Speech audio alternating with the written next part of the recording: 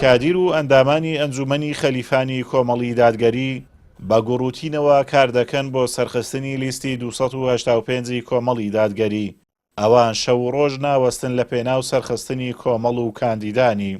والحەمدولیلا بە گڕوتینەکی باشەوە ئەندامانمان خەڵکی دڵسۆز لایەنگرانمان ینی بەردەوامن دڵخۆشن بە کۆمەڵی دادگەری ئەلحەمدولیلا. بەڕاستی داوا لە سنووری قەزای خەلیفانەکەم بە گەڕوتینێکی زۆرەوە بێنە سەر سندوقەکانی دەنگدان دەنگ بدەن بە لیستی کۆمەڵی دادگەری. پێغەمبەر فەرمی سەڵاو عەلەیهی وسەلەم هەر کەسێک لە کونەشێ مالی جارەشێ پێوەدا نابی جارەشی دیکە دەست لە ئەو کونەی با.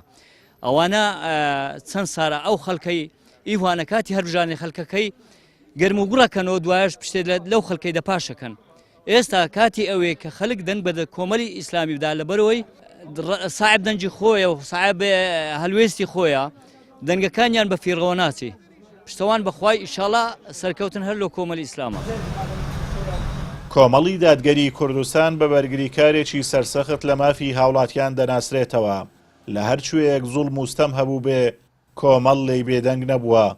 کادیرانی کۆمەڵی شانازی بە حزبەکەیانەوە دەکەن و داوا لە خەڵکی کوردستان دەکەن لە هەڵبژاردندا پاڵپشتی لیستی ژمارە 285 بکەن تا نوێنەرانی ڕازگۆ و بوێر بنێرنە ئەنجومەنی نوێنەرانی عێراق بۆ بەرگریکردن لە مافەکانیان. لەبەر ئەوەی هەموو خەڵک شایەدە هەر لەگەڵشی باسمان کرد هەر لە خەباتی شاخیەوە هەتا ئێستا ئەو ساتی تێنەکە پێگوترە خەباتی شاری کۆمەڵی دادگەری بۆ پۆڕیشانازیەوە بە دەستپاچی بە دڵپاچی بە پەرێزپاچی بەڕاستی جێپەنجیان دیارە بۆیە ئێمەش هەوڵە دەین شەو و ڕۆژ تێ ئەکۆچین لە پێناو سەرخستنی کۆمەڵی دادگەری و کاندیدە بەڕێزەکانی. ئێمە دەبینین ئەگەر تەماشای ڕابردوو بکەین تەنانەت پەرلەمانتارانی کۆمەڵی دادگەری جگەلەوەی کە لە پەرلەمان دوورخراونەتەوە لەسەر هەڵوێستی مەردانیان و دەبینین پەرلەمانتاریان تاکە پەرلەمانتاریان لە بەغدا ڕفێنراوە شەهیدیش کراوە.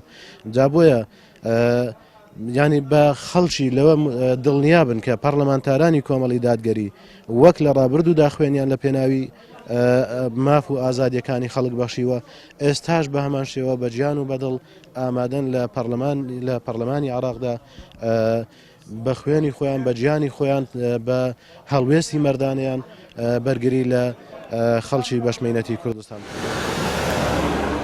کۆمەڵی دادگەری کوردستان خاوەنی پرۆژەیەکی ئیسلامی دەیان ساڵە و گرنگە و ئامانجی سەرەکی بەدیهێنانی دادگەری و کۆتایی هێنانە بە گەندەڵی وستەم.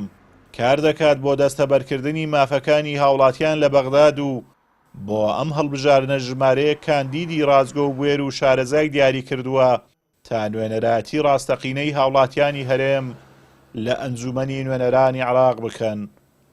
ئازاد و مەراوی کەناڵی ئاسمانی پەیام قەزای خەلیفان.